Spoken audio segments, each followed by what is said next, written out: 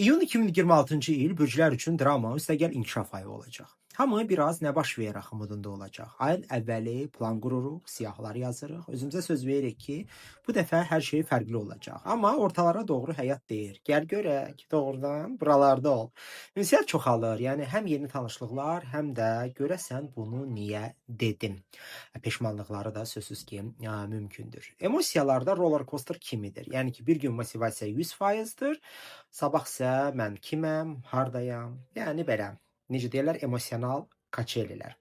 Amma yaxşı xəbər də var. İkinci yarıda, yəni ikinci yarısında artıq zəhmətin bəhrəsini görmək şansı var. Yəni əvvəlcə qarışıqlıq, sonra isə aha, deməli buna görəymiş. Belə də momentlər gələcək. Tövsiyə nədən ibarətdir? Ayın əsas tövsiyəsi tələsmə, həyat qaçmır. Emosiyalarla qərar vermə. Sonra niyə belə etdim axı deməyəsən. Başladığını da yarımçıq qoyma. Yoxsa iyulda yenə eyni serialın yeni sezonu başlayacaq və ən əsası danış. Amma düşünərək danış. Çünki ağzından çıxan söz geri qayıtmır. Amma kimdəsə və yaxud hardasa screenshot qalır.